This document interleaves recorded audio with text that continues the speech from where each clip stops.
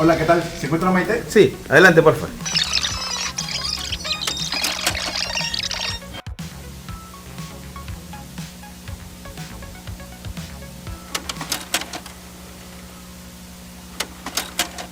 ¿Qué tal? Bienvenidos a este nuevo hack.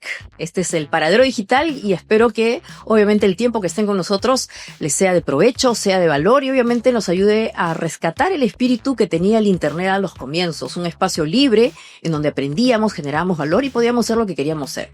Últimamente eso no pasa, pero este espacio Hacker Cívico sirve para eso. Y en este hack, hoy vamos a hackear a la ciberseguridad, que es uno de los conceptos más recurrentes cuando hablamos de temas tecnológicos.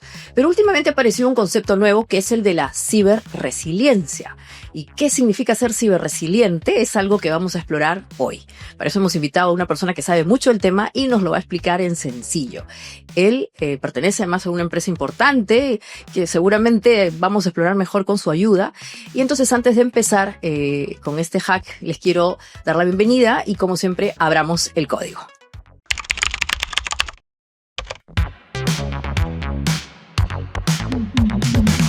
El código activismo digital en acción, hacker cívico en tu misión, hacker cívico. Abrimos el código, ideas que aterrizan hoy, activismo digital en acción, comunidades en acción, hacker cívico. Muy bien, bienvenidos. Esta charla, este hack va a estar dedicado a ser ciberresiliente. Y como les había comentado, tenemos como invitado especial a Roberto Ruiz, que es manager de ciberseguridad de NTT Data. ¿Cómo estás, Roberto? Bienvenido. Gracias por estar con nosotros en Hacker Cívico, que como digo es este paradero digital. No sabemos cuánto tiempo nos van a ver en YouTube, pero el tiempo que nos vean esperamos que les sea de valor y que obviamente lo compartan. ¿Qué tal? ¿Cómo estás, Roberto? ¿Qué tal? Buenos días. Muchas gracias por la invitación. Cuéntanos antes de empezar, ¿qué cosa es NTT Data? NTT Data es una multinacional consultora de tecnología que tenemos presencia en varios países del mundo, donde nosotros nos dedicamos a ser pilares o pioneros en la innovación en tecnología de nuestros principales clientes. Exactamente. Y obviamente ustedes saben mucho de estos temas. De hecho, estuvimos hace poco en un evento que hicieron ustedes vinculado a este asunto. Y, por ejemplo, podemos ver esta imagen, ahí la compartimos, donde se presentaron estos conceptos que yo diría que son novedosos. Ahora quisiera que exploremos contigo, porque el tema de la ciberseguridad siempre ha existido. O sea, los peligros, la vulnerabilidad siempre va a estar. Pero aquí ustedes plantearon el concepto de la ciberresiliencia, ¿no? Y la ciberresiliencia la planteaban además diciendo que no es una herramienta y que no es solo ciberseguridad. ¿Por qué? Te comento. Lo que es ciberresiliencia ha venido tomando fuerza en los últimos años. Básicamente lo que consiste o lo que es este concepto es de cómo las personas o las organizaciones están dispuestos a adoptar, afrontar cualquier evento de ciberseguridad o incidente que pueda ocurrir. Y cómo esto tú lo tomas, lo adoptas, eres consciente de ello y sabes qué pasos debes seguir para poder superarlo. Ajá. Y esto nos plantea una situación distinta, tal vez porque antes sentíamos como que el hecho digamos, de que vulnera nuestros sistemas aparecía de repente. Y hoy día ya no es así, ¿no es cierto? Hay como pistas, hay como elementos. ¿Tú crees que sabemos un poquito más acerca de las amenazas digitales y eso es lo que nos permite estar preparados? Exactamente. Ahora ha tomado bastante fuerza todos los equipos de cacería de amenazas. De lo que es threat hunting. Equipo de cacería de amenazas. A ver, ¿cómo es eso? Exacto, te explico un poco. Ahora las organizaciones tienen equipos especializados que se dedican a ahondar, a buscar en la Deep o la Dark Web posibles amenazas o posibles hackeos que pueda haber en el mundo. Por ejemplo, un ejemplo claro, yo me dedico a lo que es una empresa de energías. Ya. Y yo dentro de la web o dentro de la Deep o la Dark Web veo de que otras compañías de energía han sido atacadas. Ya. Mediante tales amenazas, porque han tenido tales vulnerabilidades en general. Entonces, con ese concepto yo de cierta manera veo o prevengo de que, oye, alguien está se está dedicando a atacar todas las empresas de energía. Entonces yo de manera preventiva estudio ese caso y veo la forma yo cómo puedo prevenir o estar de cierta manera fortalecido, porque posiblemente más adelante me puedan atacar a mí. Entonces, de cierta manera, tú ya con este equipo de lo que es cacería de amenazas, yo puedo saber de manera anticipada los posibles riesgos que puedan haber en el mundo ante posibles ciberataques, y yo de cierta manera estar preparado o de cierta manera tener un nivel de madurez que me permita a mí de cierta manera recibir, contener y saber cómo responder. Exacto. Eso es cuando hablamos de la ciberresiliencia en las organizaciones, y seguramente, como has mencionado tú, hay algunas industrias en donde hay típicas amenazas, ¿no? O sea, no sé, en la energía, en la banca, ¿no? Vemos lamentablemente en el Perú que muchos bancos importantes reciben amenazas, pero hoy día eso también implica estudiar del tema, o sea, porque adelantarse implica conocer al enemigo de alguna manera. Exactamente.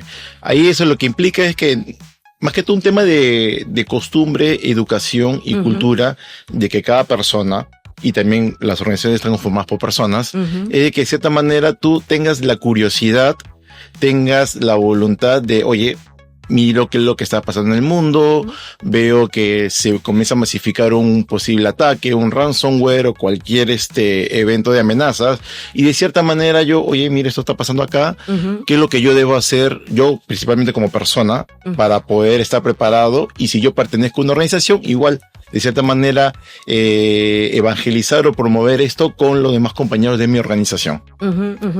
Y estamos usando algunos términos que acá todos somos tequis, pero eventualmente podríamos un poquito explorar.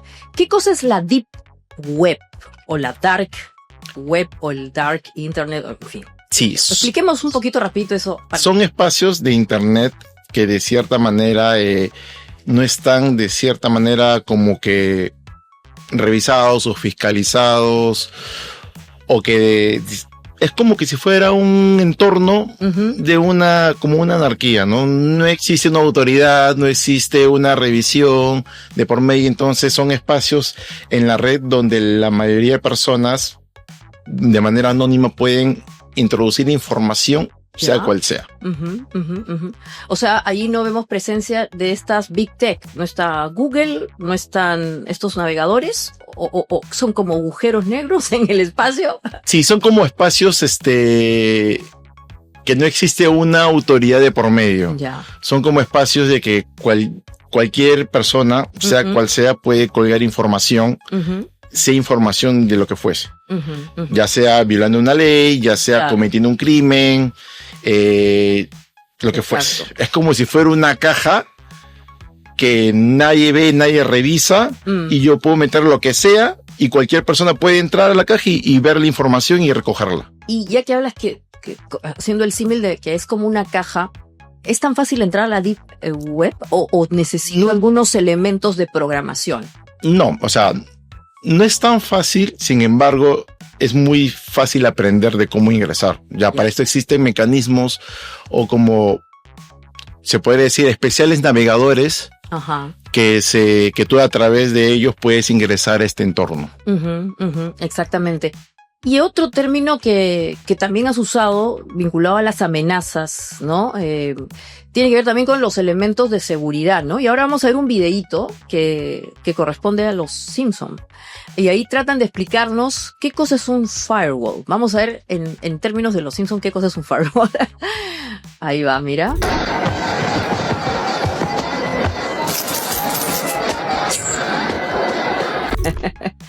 Eso es un firewall.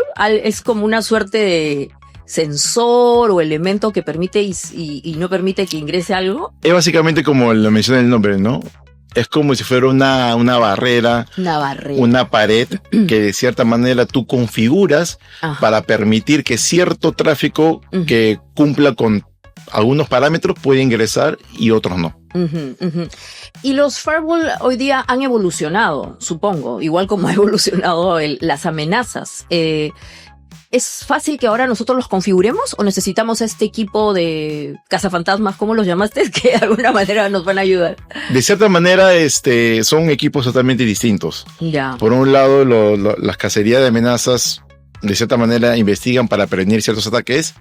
Y que luego con esa información retroalimente a los equipos, o mejor dicho, al equipo que se encarga de configurar los firewalls. Ya. Que de cierta manera con esas enseñanzas, oye, mira, el equipo que hace amenaza ha dicho, hay tal amenaza, esta amenaza se contiene de tal manera. Yo recojo esa información y yo como especialista que soy administrador de un firewall, configuro el firewall para que de cierta manera esté preparado para posibles intrusiones. Ujú. O sea, entonces estamos hablando que el tema de la seguridad está vinculado con distintos tiempos. Uno de preparación, Exactamente. uno donde se produce la amenaza. ¿Y qué pasa después? A veces, y eso también lamentablemente pasa mucho en el Perú, bueno, hemos visto, ¿no? Estos ataques masivos en donde ya se liberó la información o los datos o lo que fuese. ¿Cómo se contiene esa otra parte? Ahí viene el concepto de ciberresiliencia. Ajá. Exactamente. Que ya una vez que ocurrió el evento, de cierta manera tú estás preparado y tienes documentado de cómo debes actuar. Ujú. Porque muchas veces ya ocurre el incidente, toda la organización se alarma, Vaya, se alerta, crisis. exactamente, todo el mundo entra en crisis. Entonces, parte de la ciberresiliencia es saber quiénes deben actuar, porque hay actores activos para esto y también hay actores pasivos. Ya. Porque muchas veces nosotros lo que comentamos a nuestros clientes es de que es importante tener esto porque ante un caos, Ujú. todo el mundo va a buscar a los Culpable. culpables, más que culpables, a los responsables quienes deberían solucionar esto. Así es. Ujú.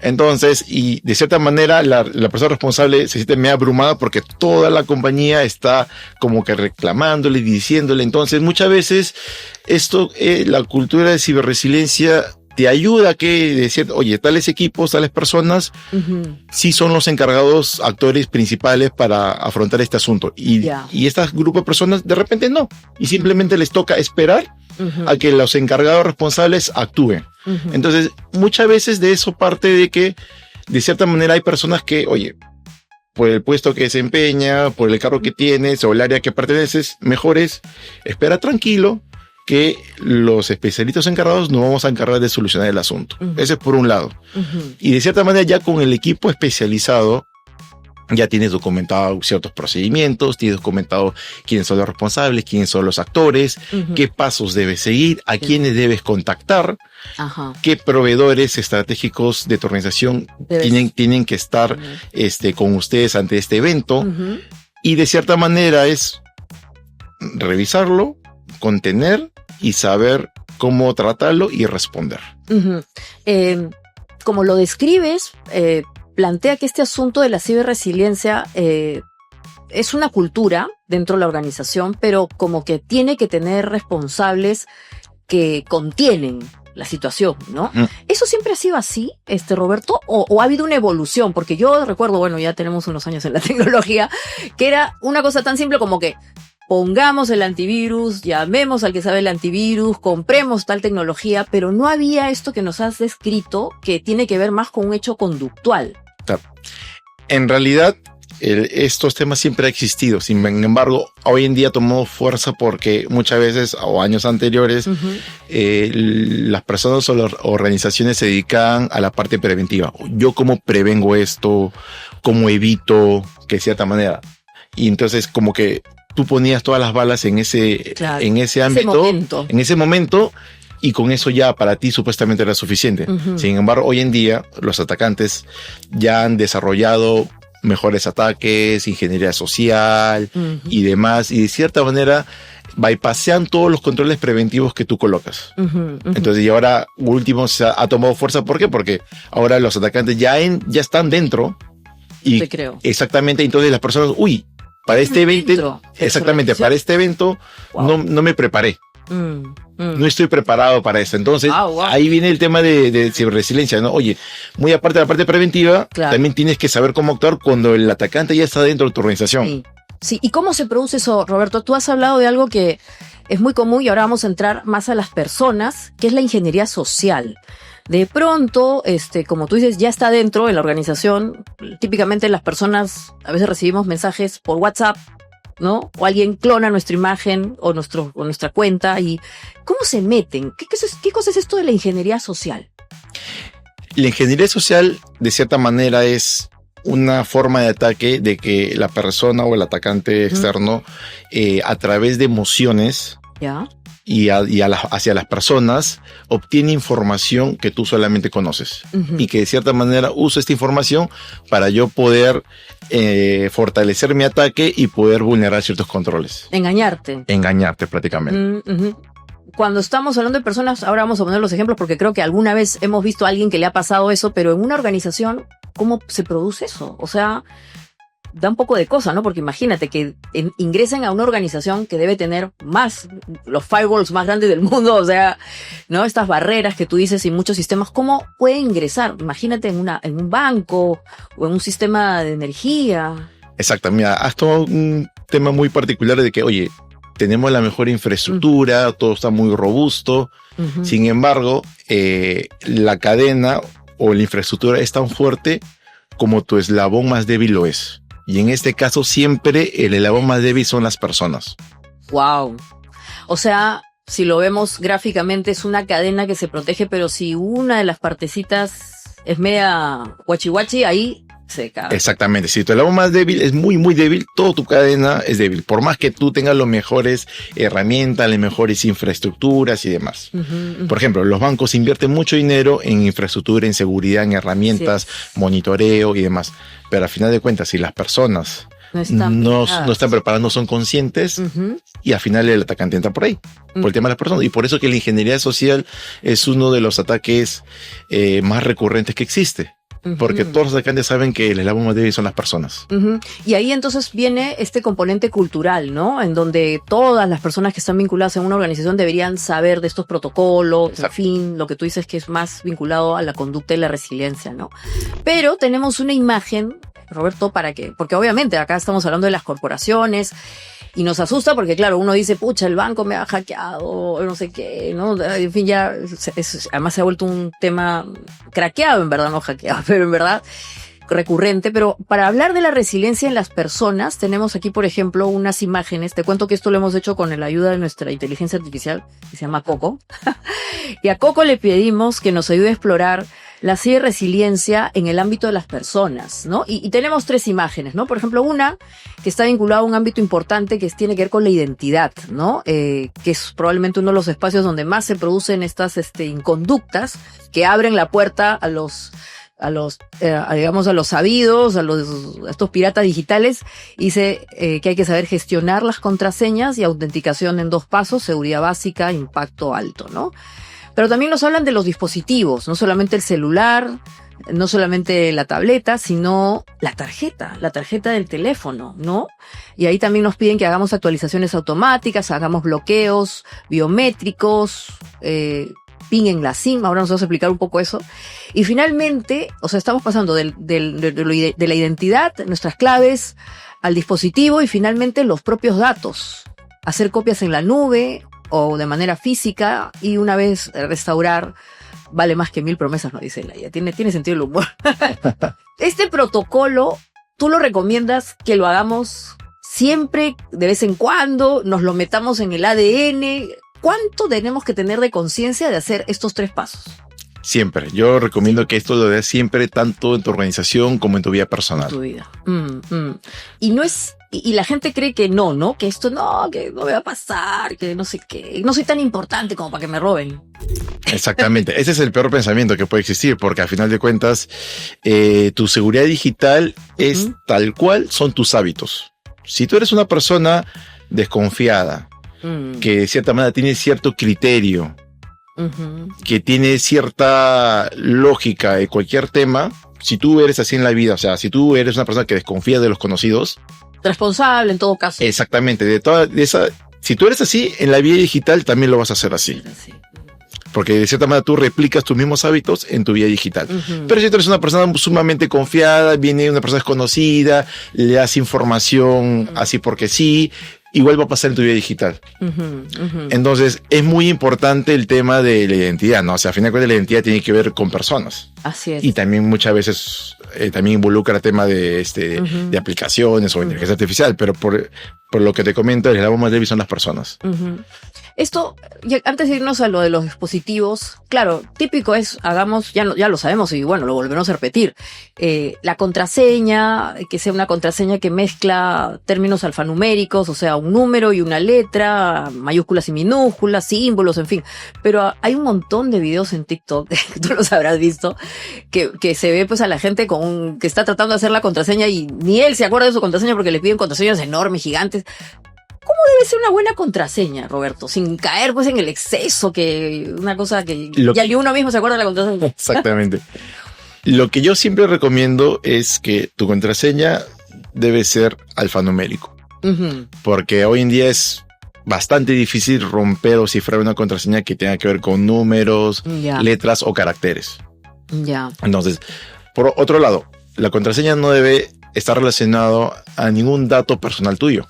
Claro. Porque de cierta manera tú en las redes sociales publicas información personal tuya, cumpleaños, aniversarios, nombre de mamá, nombre de papá, entonces que puede ser usado. Así es, así es.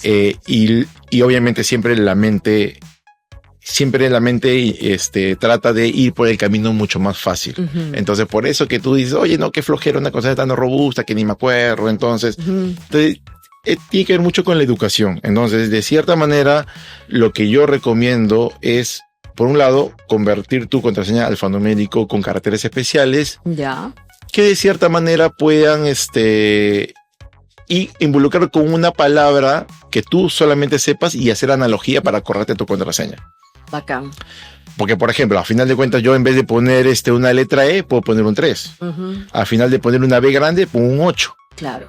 Ese es el alfanumérico. Exactamente. ¿No? Por felicidad. F3 en vez de E, L, I, 1 en vez de I, ya. Exacto. Y por otro lado, también existe el tema de rigurosidad de contraseñas de acuerdo al sistema que vas a ingresar. Tú tienes bancos, redes sociales, tienes cuentas de e-commerce y tienes contraseñas de cualquier otra página que tú puedes ingresar. Entonces, tú lo que tienes que ponerle foco es a las contraseñas de tus cuentas bancarias, de tus redes sociales, que básico, para ti es lo más importante. A ese sí ponle un foco de contraseña lo más robusto que puedas, siempre asociándolo a una analogía o algo de tu vida que tú digas, oye, mediante esto yo me acuerdo de mi contraseña y la puedo ingresar. Claro, porque además muchos servicios en internet están asociados a las redes sociales, ¿no? A un correo electrónico que es como una llave para un ecosistema de servicios,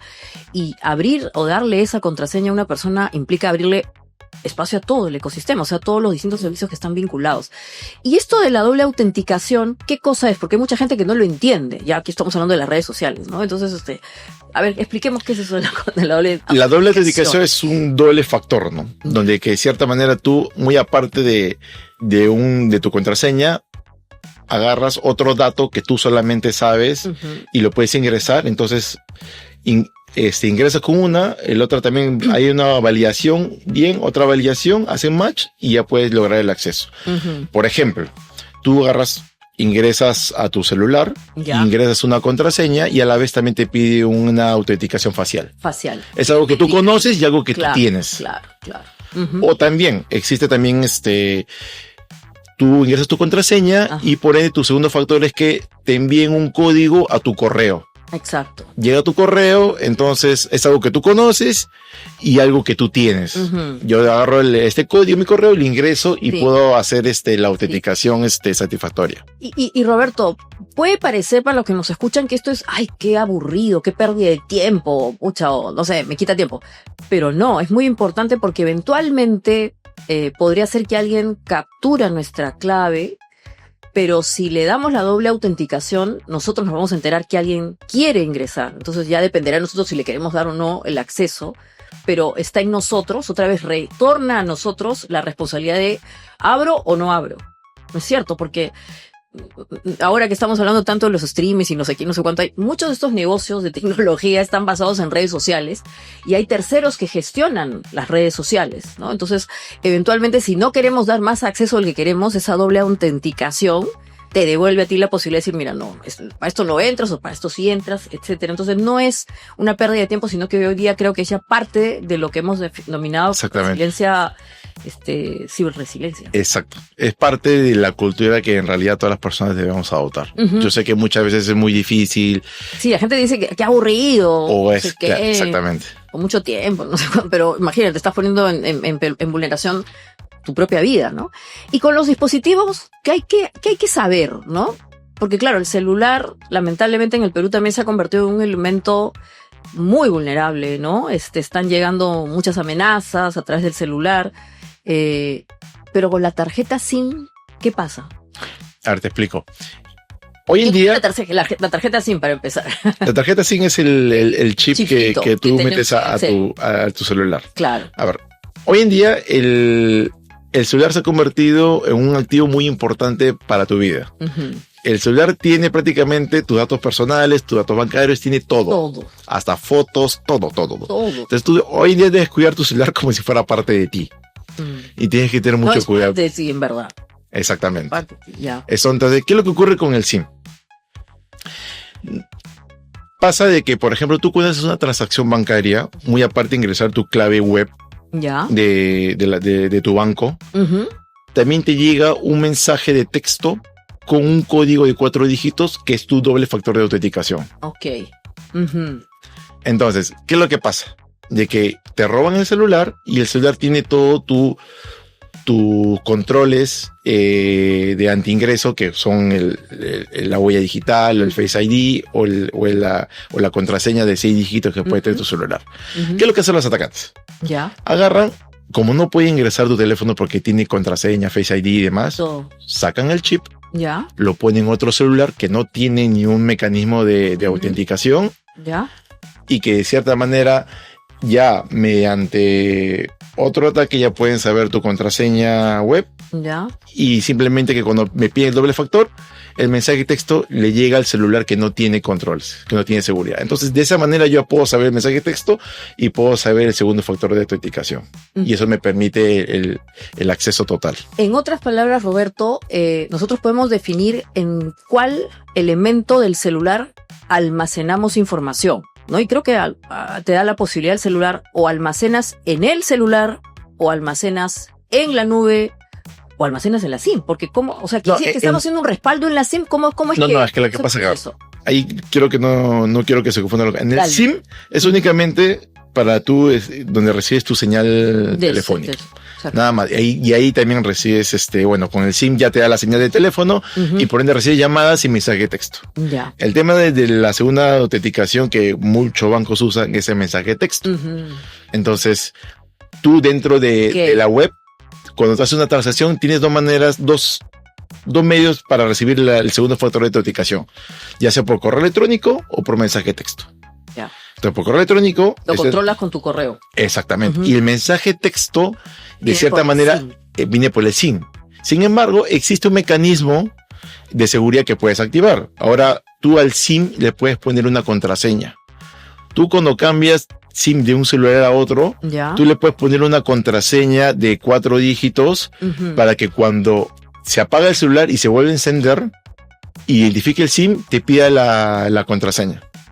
Entonces, de cierta manera, si yo le pongo una clave a mi SIM ahorita en mi celular, yo lo apago y lo voy a prender y me va a pedir la contraseña antes de prender el celular a recibir. Y eso va a pasar en cualquier celular. En cualquier celular. Entonces, cuando te roban y quieran hacer la jugada de cambio de SIM a otro dispositivo, te va a pedir una contraseña. Bueno, miren, señores, esto es crítico con lo que roban en el Perú. En este momento, pónganle clave a su SIM. Porque si mañana les quitan el celular y si la SIM la trasladan a otro teléfono, y si tiene esa clave, no pasa nada. Y es muy importante lo que estamos comentando, Roberto, porque lamentablemente, ¿no? El Perú tiene unos niveles de inseguridad tremendo, las extorsiones, no sé cuánto, tiene mucho que ver con el uso del celular, ¿no? Y finalmente, en este cuadrito que tenemos, vamos a entrar al mundo de los datos, ¿no? Dice, hay que hacer copias en la nube o físicas y restaurar una vez. Bueno, ese es el sentido del humor de la IA, ¿no? Restaurar una vez vale más que 1000 promesas. Los respaldos, ¿no? Lo que se conoce como el backup, ¿Cada cuánto tenemos que hacer eso? La gente también ahí es...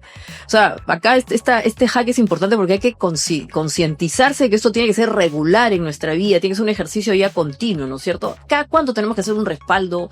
¿Dónde lo guardamos? Etcétera. Por ejemplo, aquí, hablando en el ámbito de las organizaciones, Sí. parte de la ciberresiliencia es tener muy claro el mecanismo de copia de respaldo que tenemos de nuestra información. Al final de cuentas, el activo más importante para nosotros como organizaciones es la información.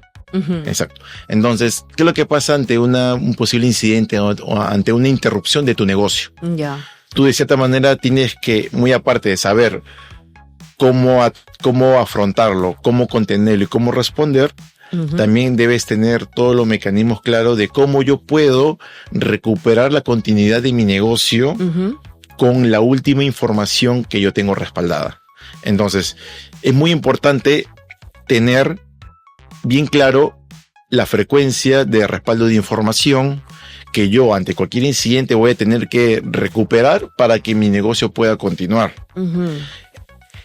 Y es muy importante de que tú cuando haces este respaldo, muchas personas, o mejor dicho, muchas organizaciones hacen el respaldo y lo almacenan. Hace el respaldo y lo almacena. Y se Bien. queda ahí. Bueno, como no me ocurre nada, no pasa nada y lo tengo ahí. ¿Y qué Pero- pasa? Te ocurre un incidente. Si interrumpe tu negocio, ya tengo mi backup, voy a restaurarlo. Restaurar no funciona.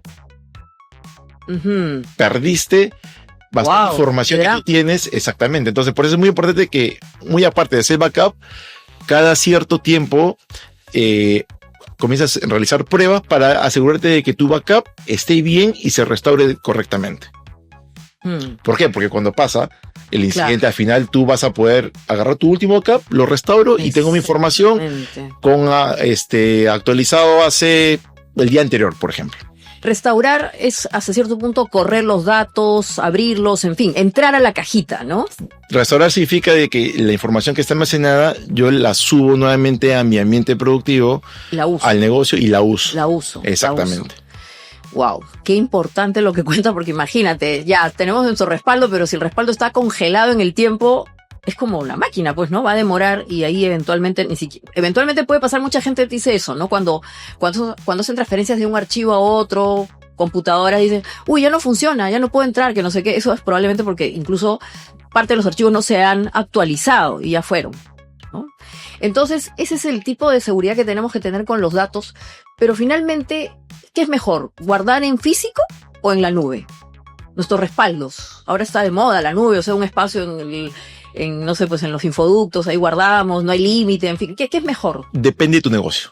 Ya. Porque al final de cuentas, ¿qué es lo que te brinda la nube? De que yo o sea, ya en la nube no me preocupo del espacio físico donde se almacena mi información, no me preocupo si es que de cierta manera la ubicación geográfica donde me encuentre, porque ya las grandes organizaciones de tecnología te dan ese servicio. Ujú, Entonces, si yo tengo un startup o un e-commerce ujú. o cualquier empresa digital, realmente a mí me conviene tener todo backupeado en la nube, ¿no? Ya. Ujú. ¿Y si soy una persona también o mejor en el físico?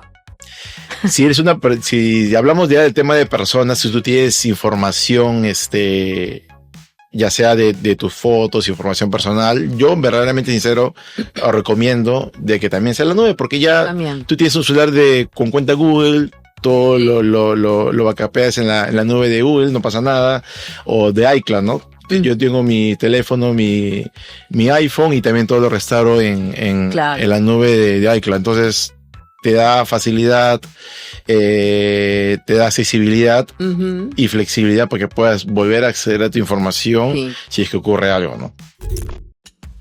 ¿Alguna vez has sentido que la inteligencia artificial avanza más rápido de lo que puedes entender? Este es el momento de cambiar eso. Soy Maite Vizcarra y te invito a descubrir cómo convertir la inteligencia artificial en tu aliada. En este programa de formación aprenderás a usar la IA de forma funcional, práctica y cercana a tus necesidades reales. No se trata solo de teoría, sino de entender cómo esta tecnología puede potenciar tu trabajo, tus ideas y tus proyectos. Organiza Y Ahora, una comunidad que impulsa el uso responsable e innovador de la inteligencia artificial. Si quieres saber más, comenta #YAHORA y únete a esta experiencia 100% práctica. Roberto, y hablábamos al comienzo que ustedes hicieron como NTT Data un evento bien interesante sobre ciberresiliencia y seguridad. Y tocaron varios temas, ¿no? Y hemos hablado del primer tema de la ciberresiliencia, pero también apareció nuestro amigo Juan José Miranda, que también va a estar pronto por acá. El gran JJ. Así es, hablando del teorema mosca o el teorema de la mosca. Y entonces ahí él puso eso, ahí estamos viendo la imagen, ¿no? Es una operación algebraica, X más Y mayor que Z, pero esto es más sencillo. ¿No es cierto? ¿Qué significa el teorema de la mosca y qué tiene que ver con la seguridad, tanto de personas como de organizaciones? Ya, te comento. Ahí lo que comentaba JJ en esta exposición es el tema de que ahora hoy en día está tomando fuerza todo el tema de computación cuántica. Computación cuántica. Exactamente. Ajá. Y ¿qué es lo que pasa? De que actualmente las organizaciones almacenan su información de manera cifrada. ¿Qué quiere decir esto? De que yo mi información le pongo un candado Ya. y que de cierta manera yo tengo una llave que está cifrada y que únicamente se puede descifrar mediante un mecanismo. Ya. Entonces, un atacante para descifrar eso le puede costar millones, una vida. Exactamente. Claro. Ahora con la computación cuántica, esa vida que te tomaba para descifrarlo se reduce mucho. Entonces, ¿qué es lo que pasa? De que ahora el descifrado con computación cuántica se puede ver un ataque. Ya. Entonces, a ti, como organización, ya te debe preocupar de cómo yo puedo estar preparado por si más adelante los atacantes utilicen la computación cuántica para descifrar toda mi información. Ya. Exacto. Entonces, ahí viene un poco el teorema de la mosca. De que hoy en día se está escuchando mucho de que ya está por venir una computadora cuántica y demás. Entonces, los cifrados que actualmente tienen las compañías son muy vulnerables a cualquier descifrado con computación cuántica. Entonces, ¿qué es lo que dice el teorema de la mosca? Es ¿Ya? X representa el tiempo que tu información debe estar almacenada y protegida. Porque, por ejemplo, en el sector de salud, los datos personales te exigen que los datos deben estar almacenados 3 años. Exactamente, 3 años, por ejemplo. Y luego Y es el tiempo que te toma a ti implementar un mecanismo robusto para protegerte ante un cifrado cuántico. Ya. Entonces, YZ es el tiempo que van a aparecer la computación cuántica y los posibles ataques con este medio. Ya. Entonces, ¿qué es lo que dice el teorema? Si al final, si tu tiempo que debes almacenar la información más lo que te va a costar implementar estos mecanismos es mucho mayor al tiempo que va a aparecer la computación cuántica, mejor. Entonces, eso quiere decir de que estás totalmente vulnerable a ataques. Ah, estás vulnerable. Wow. O sea que, entonces, ¿qué tenemos que hacer? ¿Que el tiempo de almacenamiento debe ser mayor o menor? Lo que debes hacer es de que, de cierta manera, la información que tú almacenes más el tiempo que te toma debe ser menor a la aparición de la computación cuántica. Wow. Claro, porque acá, esto que parece muy sofisticado, tipo Black Mirror, es que es muy simple hoy día generar algoritmos porque ya hay inteligencia artificial, ¿no es cierto? Entonces, como bien decías tú, la computación cuántica tiene que ver con el hecho de que tú programas códigos que obviamente tienen que ver con los cifrados, y esto pues era habilidad del ser humano, ¿no? Y un capo que podía programar, no sé qué, y se demoraba un tiempo, pero hoy día esto ya es súper replicable a través de inteligencia artificial, ¿no? Entonces, en verdad, tú te puedes demorar, no sé, pues 1 año en hacer el súper cifrado, pero viene alguien con estas distintas iteraciones y lo puede hacer en 1 mes, ¿no? Entonces, en verdad, ya ni siquiera en ese ámbito hay seguridad y por lo tanto hay que jugar con estas 2 cosas bien interesantes. ¿Cuánto tiempo se almacena la información? Que estoy intuyendo que tiene que ser no tanto tiempo, sino que ya nos has explicado que aun cuando la almaceno la tengo que estar revisando, chequeando, porque eso de que ya la metí en la cajita y ahí se quedará para siempre en la bóveda, nada que ver, o sea, hay que estar dándole movimiento. Y número 2, que también los cifrados tendrían que estar constantemente siendo revisados, porque las amenazas también son muy Las amenazas evolucionan. Exactamente. Entonces, lo que tú debes, de cierta manera, tener foco es de que la información que tú almacenas debe estar protegida, y a la vez también ver cómo está evolucionando los ataques, porque si aparece un mecanismo que puede romper tu cifrado, como es la computación cuántica, yo de cierta manera, sumando esos dos tiempos, debo hacer de que sea menor cuando aparezca la amenaza. Entonces, cuando aparezca la amenaza, yo de cierta manera ya tengo información protegida y tengo los mecanismos necesarios para poder contrarrestar ese posible rompimiento del cifrado.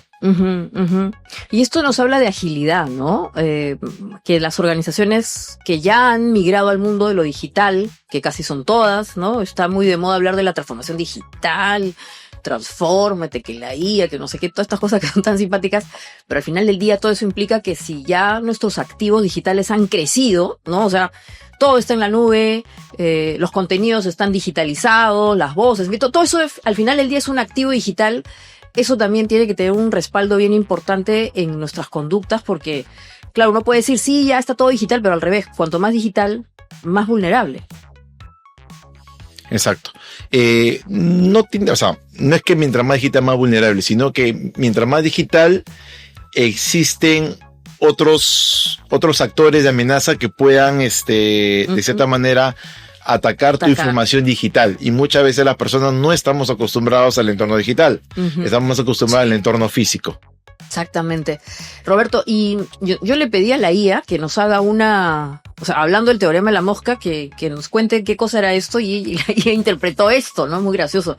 Hizo un cómic, se ve chiquitito ahí, pero es como que hizo sus tips de qué cosa es esto del teorema de la mosca, ¿no? Y lo relacionó con la vulnerabilidad, ¿no? Y nos hace el tema de las contraseñas, porque lo que interpretó la IA es que la mosca se puede meter en cualquier momento. Y la mosca es las vulnerabilidades. Y entonces allí yo te quería plantear, ¿las vulnerabilidades son mayores de fuera o de dentro?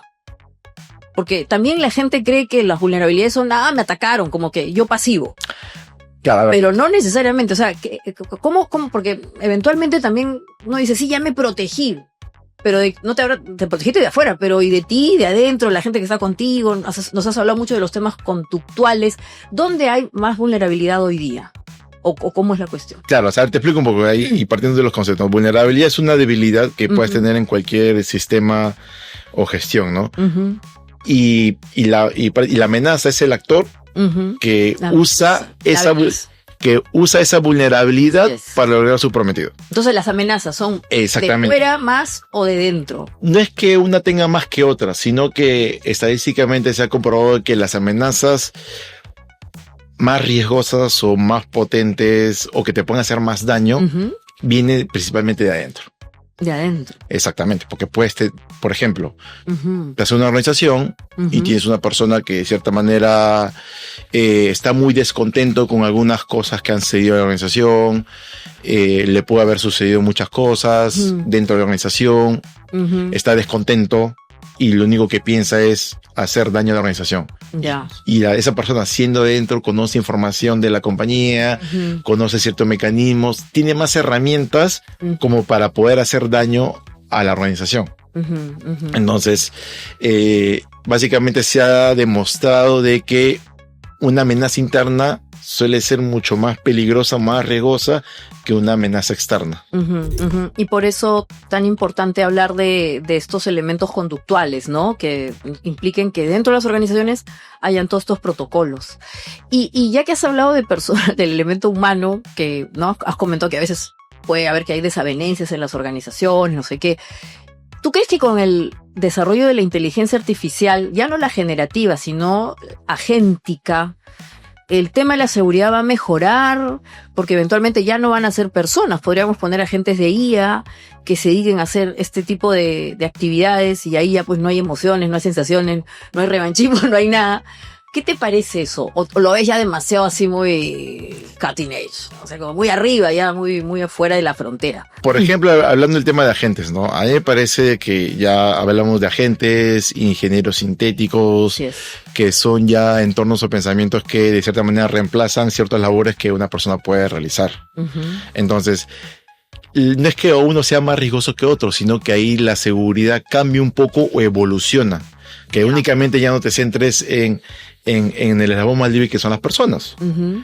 Tienes que un poco reorientar la seguridad hacia los agentes.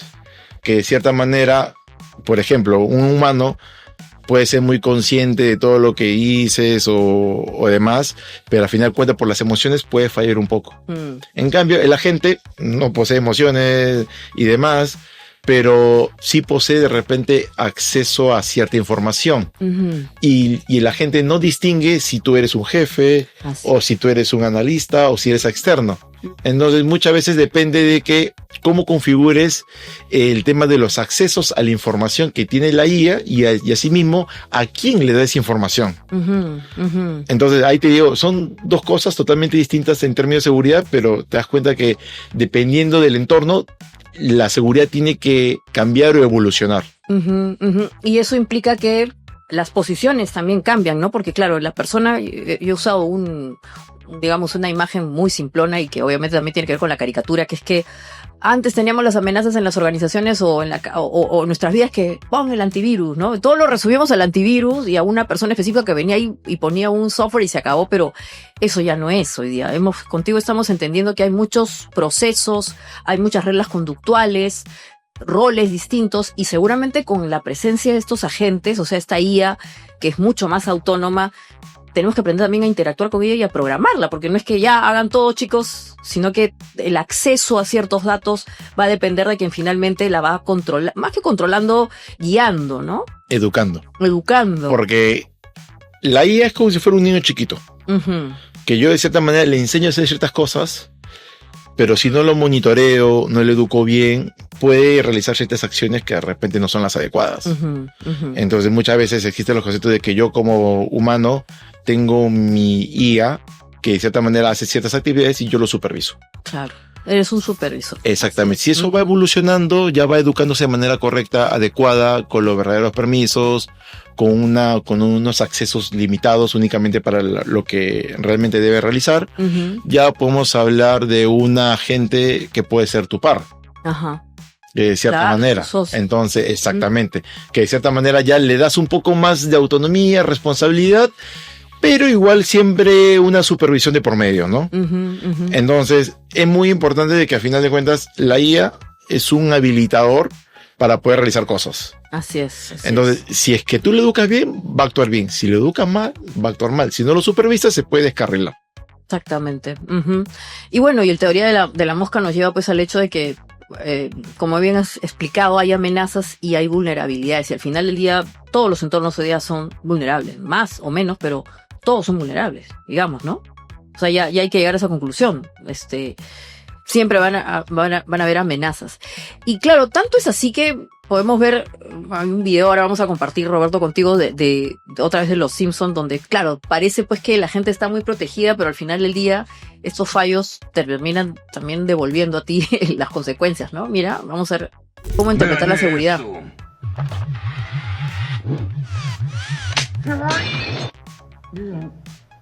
Dios mío, es gas venenoso. No te preocupes, el vidrio nos protege. ¡Ay! ¡Vamos a escondernos a mi casa! Oigan, esta salida de emergencia está pintada. ¡No hay salida! ¡No hay salida! ¡Estamos perdidos! ¿Cómo podemos interpretar eso también, no? Que un exceso de seguridad termina también jugándonos en contra. ¿Esto es por qué? Porque no hemos planificado bien los firewalls, los gates, ¿no? Hay toda una ingeniería, una planificación en todo este asunto de la seguridad. No es que ya ponemos aquí y acá, sino que, como bien, además ustedes son los expertos en eso, tiene que ver como el término es como un diseño, ¿no? Exacto, o sea, ahí básicamente lo que te menciona la caricatura es de que se centraron mucho en lo preventivo. El vidrio me protege. Uh-huh. Entonces, por lo tanto, lo que es ya posterior a eso, una vez que esté el peligro dentro, bueno, como el vidrio me protege, yo agarro, pinto una puerta y ya está, para cumplir nada más, porque al final nunca lo voy a utilizar, porque el vidrio es lo máximo. Entonces, ¿qué es lo que pasó? El vidrio falló. Entonces, cuando ya quieres prácticamente utilizar la acción compensatoria, no puedes, porque simplemente lo diseñaste y nunca lo implementaste y nunca lo probaste. Entonces, y ahí es cuando prácticamente el peligro está dentro, no tiene salida. Y chao. Y eso debe pasar mucho en las organizaciones cuando ven estos temas, ¿no? Por eso que te comentaba al inicio de la entrevista, de que, claro, o sea, muchas organizaciones al inicio se sentaban mucho a la parte preventiva, cómo contengo, cómo evito, cómo de cierta manera, pero una vez que está dentro, ¿qué es lo que haces? Entonces, ahora la ciberresiliencia involucra todo eso, ¿no? No solamente lo preventivo, sino cómo yo contengo, cómo respondo, cómo acciono y posterior a ello cómo salgo de eso, ¿no? Cómo salgo de este caos, de esta emergencia. Y la ciberresiliencia en las personas, Roberto, ¿cómo la podemos entender? O sea, también hay etapas, o sea, nosotros deberíamos tener etapas como que, no sé, hemos revisado un poco lo de los dispositivos, nuestra identidad, lo del tema del respaldo, pero ¿cómo debemos entender nosotros como, acá hablamos de la ciudadanía digital, ¿no? Que un ciudadano digital no es solamente el que está pidiendo dame acceso a internet o dame, sino que yo también tengo que hacer algunas cosas y eso implica también tener conciencia de la seguridad. Por ejemplo, ¿no? Algo que es muy común y seguramente los que nos ven lo han pasado o tú mismo, los ataques a través de WhatsApp, ¿no? Estos mensajes que mandan pidiendo dinero y estoy haciendo una colecta, que no sé qué, no sé cuánto, y de pronto, y no es de cualquier vecino, sino es de gente incluso importante que dicen, me han hackeado. ¿Por qué se produjo ahí esa situación? Ha habido un tema de ingeniería social, probablemente, sí. El manejo de las redes sociales, a quién abrieron, a quién sacaron. ¿Cómo explicar eso? Que es una cosa que seguramente tú nos vas a explicar muy bien. ¿Cómo es que se produce cuando alguien entra, clona tu cuenta en WhatsApp y te empieza a pedir plata? ¿Qué pasó ahí? ¿Con qué ha interactuado esa persona? ¿Qué ha hecho mal para que se produzca eso? Ya. ¿Qué es lo que normalmente pasa? De que tú de repente mediante phishing o cualquier mecanismo de ataque, tú das información que el atacante con eso pueda de cierta manera clonar tu cuenta de WhatsApp o te roba el celular y accede a tu celular y puede hablar por ti mediante WhatsApp y ahí es cuando le pides dinero a tus conocidos y demás y tú realmente confíes y me está pidiendo dinero y le das, ¿no? Entonces, ¿cómo uno es resiliente ante esto? Si es que a ti te pasa que de cierta manera me roban el celular o me clonan o me hackean y doy información que no debí, de cierta manera ser resiliente es ¿qué hago como para que el ataque no se concrete? Ya. O cómo lo contengo, cómo respondo. Agarro y doy aviso a todos mis familiares, a todos mis conocidos, por si acaso me han hackeado. Lo que muchos hacen en redes sociales, no me han hackeado, si les escriben por WhatsApp, yo no soy, por si acaso, que no hagan caso y demás. Que de cierta manera tú eso evitas o das alerta a que tus allegados, tus familiares o tus personas cercanas estén alertas y que si es que les llega ese mensaje de WhatsApp fraudulento, de cierta manera, no, le robaron el celular, no es ella, entonces por lo tanto no caigo en la trampa. Eso primero, entonces, alertar a estas personas que tenemos en nuestros contactos de que alguien está suplantándonos en WhatsApp. Exactamente, claro. Ese es en el caso de que ya prácticamente ya mandaron el mensaje. Ya mandaron el mensaje, ya te hackearon y demás. Pero si yo voy un poco más atrás, que de cierta manera yo, como te decía, ¿no? Debes tener tu doble factor de autenticación, debes de cierta manera cuidar tu celular como es parte tuya y demás. Ya si por A o por B te agarran en tus 5 minutos y demás, te hackean y te clonan la cuenta, entonces queda en ti ya fallaron mis preventivos, voy a la parte de que ya doy aviso que me robaron o prevengo o doy conocimiento a mis familiares y demás de que posiblemente puedan ser objetos de un posible ataque por medio de mi identidad, ¿no? Que ha sido clonada. Ujú, sí, y ya casi para cerrar, Roberto, en el mundo de las organizaciones están estos personajes que son los hackers, no cívicos, pero sí los hackers que hacen ético, ¿no? El hacking ético. ¿Qué cosa es el hacking ético?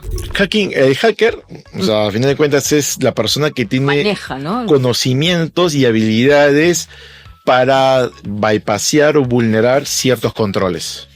Exacto, entonces la parte ética ya viene, oye, es un hacker ético, ¿no? O ethical hacking, lo que comenta, ¿no?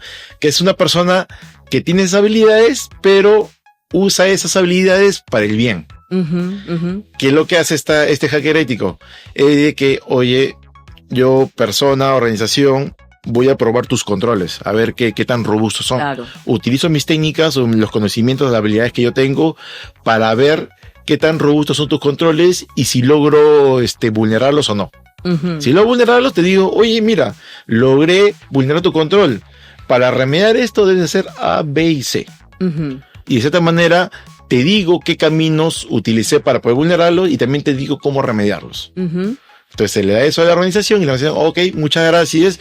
Y esa puerta que estaba semiabierta ya la cierro y le echo candado. Y en el caso de las personas, nosotros también podríamos tener algún tipo de práctica de ese sistema, o eso solamente pasa con las grandes corporaciones que busco a que sabe mucho, este hacker y... O sea, son como ataques controlados, ¿no? Voy a controlar el ataque, pero te voy a atacar. Exactamente. ¿Lo mismo podemos hacer nosotros como personas? O sea, ¿hay alguna manera de nosotros también ir viendo cuán vulnerable es o no nuestros dispositivos, nuestros espacios donde archivamos activos digitales, o no necesariamente? Mira, al final, o sea, sí podrías aplicar las mismas técnicas o aprovechar las habilidades de un hacker como para tú mismo ver qué tan vulnerable eres o para probarte, ¿no? Para probarte y tú más o menos saber qué tan expuesto puedes estar. A final de cuentas, lo que involucra o donde está lo rico de estos servicios de ética hacking es simular el escenario más real que se pueda. Ya.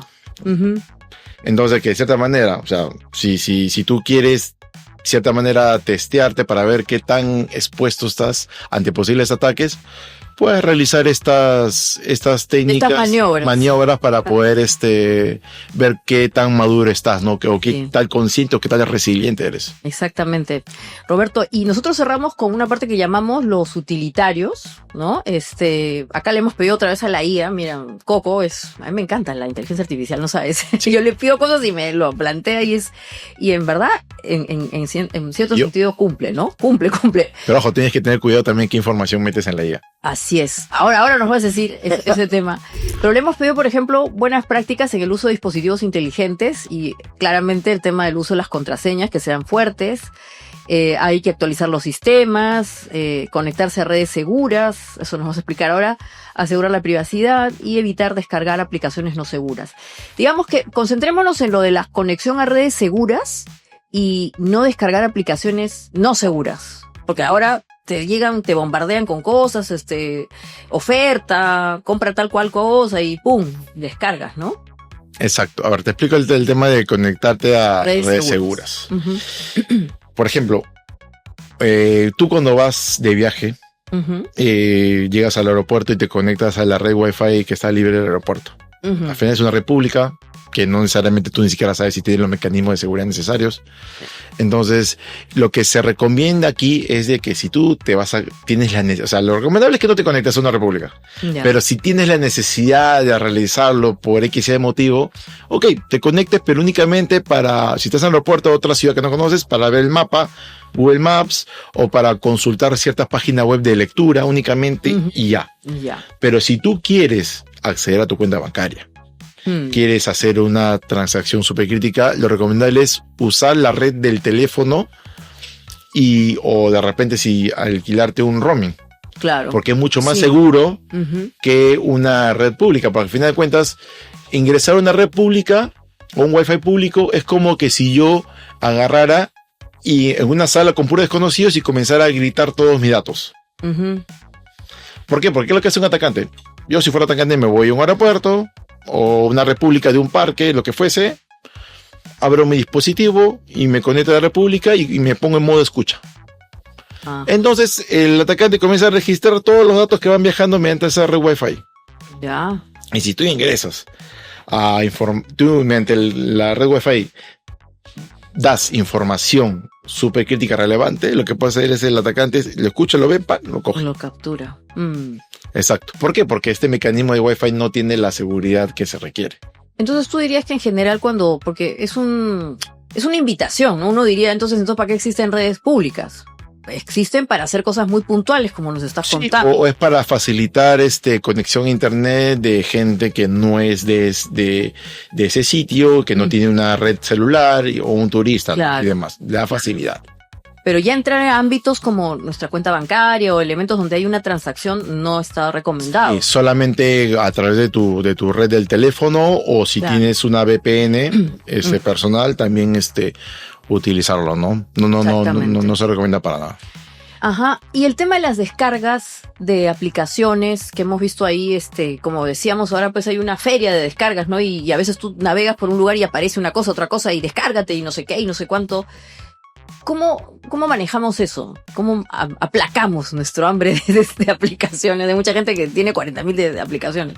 Claro, muchas veces pasa de que hay aplicaciones Ujú. que te dan esa necesidad que tú tienes en ese momento de su urgencia. Por ejemplo, a una persona que le gusta mucho el fútbol. A mí me encanta el fútbol. Ya. Y se ha dado que los partidos de la Champions, partidos de Copa Libertadores, se pasan por Streaming, por una claro. aplicación donde tú pagas. Así Pero es. tú eres una persona que quiere ver únicamente ese partido y no te da la necesidad de pagar esa aplicación, ¿no? No, ¿para qué? No quiero pagar para el solo partido.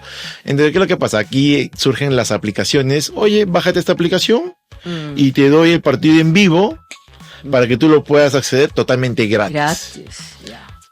Pero te dice la aplicación, claro, que tienes que configurar tu celular para que puedas descargar de fuentes conocidas.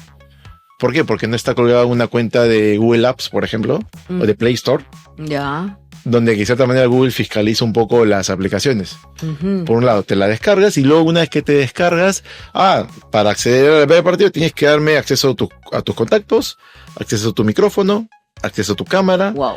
y acceso a varias cosas. Entonces, exactamente. Entonces yo creo de que la información o tu privacidad cuesta más que Sí, pagar una aplicación para que tú puedas ver el streaming. claro. Y ya si te piden acceso a la cámara y esas Exacto, cosas, eso es gravísimo. Exacto, entonces ahí viene el sentido común. Claro. Que muchas personas por viaje, siguiente, aceptar, claro, por ver, le vas a aceptar a todo.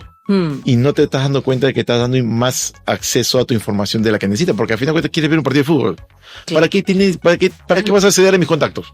¿Para qué vas a acceder a mi cámara? ¿Para qué vas a acceder a mi micrófono? Ujú. No tiene sentido. Entonces, muchas veces, por eso te digo, el tema de cultura y criterio, Sí. de que, oye, yo sé que muchas veces cuesta pesado leer, pero, por ejemplo, las políticas y parecidas son un párrafo así que, de cierta manera, sería mentir de que uno lo la lee. gente Ya, ni sabe qué está- pero al menos los permisos sí, detente un poco y lee, ¿no? Que al final son 4 o 5 avisos de permiso que te da. Y tú de cierta manera, micrófono. O sea, si me descargué una aplicación para red fútbol, ¿para qué quiere mi micrófono? Claro. ¿Para qué quiere mi cámara? ¿Para qué quiere mis contactos? Claro. Al final, yo siempre digo, nada es gratis en esta vida. Menos en lo digital, ¿no? Se Exacto. llevan nuestra información. Y para cerrar, ¿qué pasa con la IA? Porque tú decías, claro, hay aplicaciones de inteligencia artificial pagas y libres, ¿no? O sea, gratuitas, ¿no?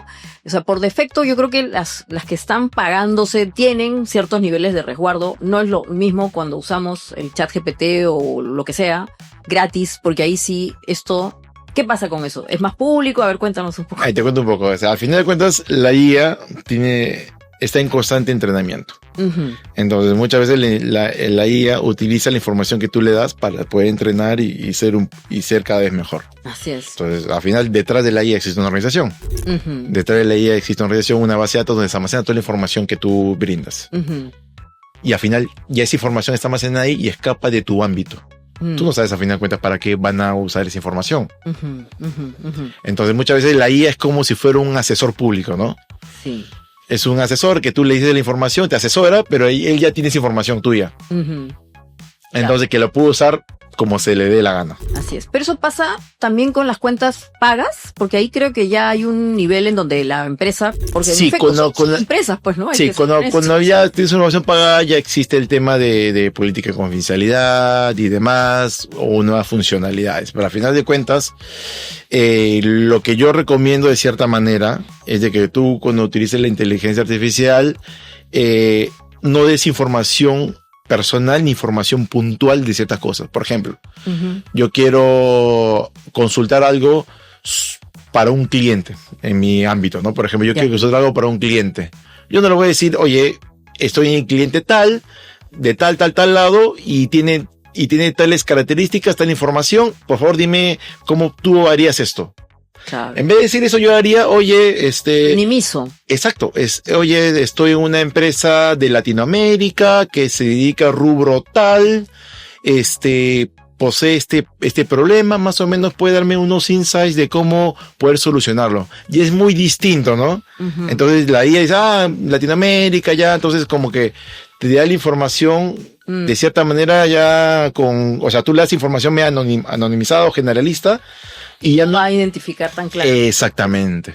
Sí, bueno, Roberto, ha sido un gusto enorme haber charlado contigo. En verdad creo que hemos hackeado todo el tema de la ciberseguridad y en principio lo más importante, nos hemos hackeado nosotros mismos, creo, ¿no? Porque al final de esta charla creo que somos más conscientes de la responsabilidad que tenemos sobre nuestros propios activos digitales, nuestra identidad, a quién le estamos entregando las cosas y que no necesariamente es una pérdida de tiempo la doble autenticación y estas cosas, sino que finalmente es la manera en que nos estamos volviendo resilientes. Exactamente. Nos estamos cuidando, somos resilientes, Ujú. sabemos qué es lo que puede pasar y cómo actuar, ¿no? Y cómo solucionarlo. Es lo importante. Así es. Bueno, te agradezco un montón, Roberto. Ojalá que podamos volver a conversar en otro hack. Y a ustedes, como siempre, es pedirles que compartan este contenido. No se olviden, abrir el código implica también protegerse. Y nos vemos pronto en una semana más por Hacker Cívico.